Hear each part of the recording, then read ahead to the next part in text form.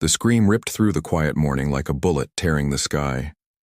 Jake Hartwell's coffee cup slipped from his hand, clattering against the porch boards as his heart jumped into his throat.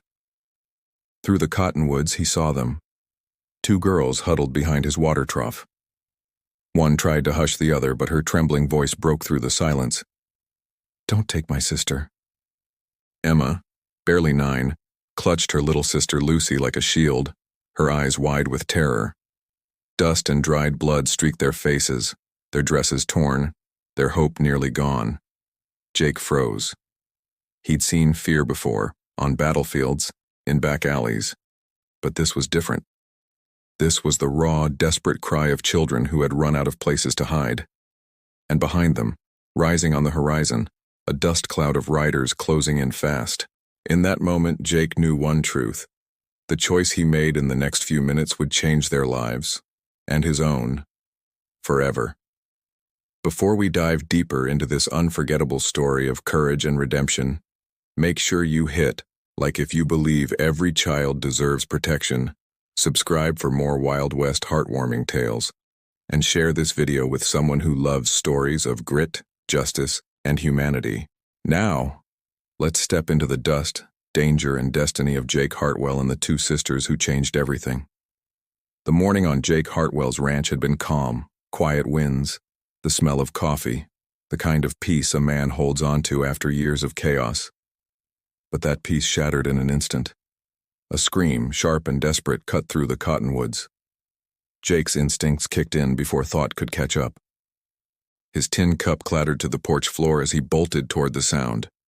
There, by the water trough, he saw them. 2 small figures crouched low, clinging to each other like they were the last lifeline in a raging storm. One child, no more than 4, was tucked inside a bundle of rags. The other, a girl with dirt-streaked cheeks and fierce, tear-filled eyes, wrapped herself around her sister. "Don't take my sister," she cried, her voice trembling but stubborn as if daring the world to try. Jake slowed his steps, crouching low. "Easy now," he said, hands out where they could see. "Ain't nobody taking anybody." But the girls flinched. Their bodies told the truth. Every man they'd met before had said the same. And behind them, Jake spotted it. A thin trail of dust rising from the horizon. Riders. Coming fast. Emma's face went pale as soon as she saw the dust cloud. "They found us," she whispered, pulling Lucy tighter into her arms. Her voice shook, but her eyes stayed sharp, protective. Jake could tell. This wasn't the first time she'd had to be the strong one. "Who's coming?" he asked quietly. Her answer came out like poison on her tongue. "Cartwright. Mr. Silas Cartwright. He bought us from the orphanage, said we owed him work. But it weren't work he wanted." Jake's stomach turned cold. Cartwright was a name whispered in saloons, a man who collected debts, and people, with the same cruelty. He owned officials, bribed lawmen, and walked free while others suffered. By the time the riders reached Jake's yard, Emma and Lucy were hidden inside his cabin, their small breaths trembling against the silence. 5 men rode in, led by Cartwright himself. He was a hulking figure with dead eyes and a smile that never reached them. "Morning, Hartwell," he called, not even bothering to dismount. "Heard you might have seen a couple runaways, little girls. Property of mine." Jake stepped out onto the porch, calm as still water. "Can't say I have, Silas." But inside he already knew. This was the start of war.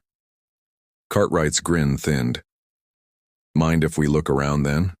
Just to be thorough?" Jake didn't flinch. "Actually, I do mind. This here's private property." The air tightened. Cartwright leaned forward in his saddle, his voice low and sharp. "Don't make this difficult, Hartwell. You know who I am. You know what I can do." Jake took a single step forward, his shadow stretching across the dirt. "And you remember who I used to be?" For the first time, a flicker of doubt crossed Cartwright's face. The name Jake Hartwell still carried weight. Once he had been a federal marshal, a man who cleaned out entire territories of outlaws before the war broke him. "Those girls belong to me," Cartwright growled. Got the papers to prove it. Jake's jaw tightened. Papers don't make it right. Inside the cabin, Emma whispered to Lucy, her small voice shaking. It's okay. He said he won't let them take us. The words stabbed Jake straight through. He thought of his own little girl, Mary Beth, lost years ago to fever, about Lucy's age when she passed. Jake looked back at Cartwright, his decision already carved in stone. Those girls stay. If you got a problem, Silas, you'll have to go through me. The yard fell silent, the kind of silence that comes before thunder.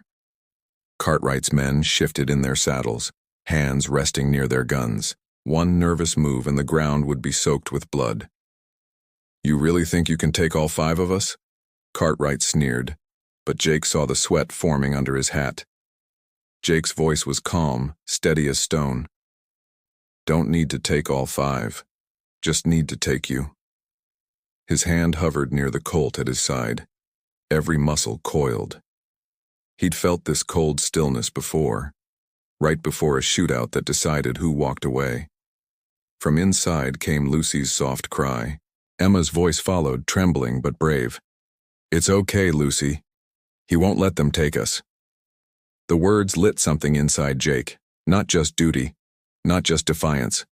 It was personal now, like a father standing in front of his children. Cartwright raised his hand to signal his men. Jake drew. The shot cracked across the valley, knocking Cartwright's hat clean off. The bullet had missed him by a hair, but the message was louder than thunder. Next one, Jake said coldly, smoke curling from his barrel. Won't miss. Cartwright's face twisted with fury, but the fight in his men drained fast. None of them wanted to be the first to test Jake's aim. One finally muttered, Boss, maybe we ought to ride. Cartwright glared, but even he knew. With a curse, he yanked his reins. This ain't over, Hartwell. Jake didn't blink. Yes, it is. The riders wheeled away, dust trailing like smoke behind them.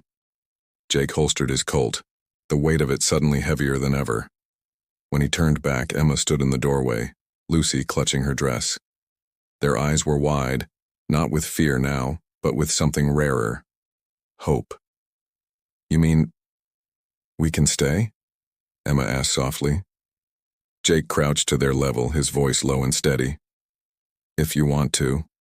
But staying means there'll be trouble. Men like Cartwright don't quit easy. Emma lifted her chin, a spark of courage in her young face. We ain't afraid of trouble. We've been living in it our whole lives. Lucy whispered, You're nice, and you got a gun. That's better than anyone else we met. For the first time in years, Jake felt something stir in his chest. Maybe family. Maybe a second chance. The Hartwell ranch wasn't empty anymore.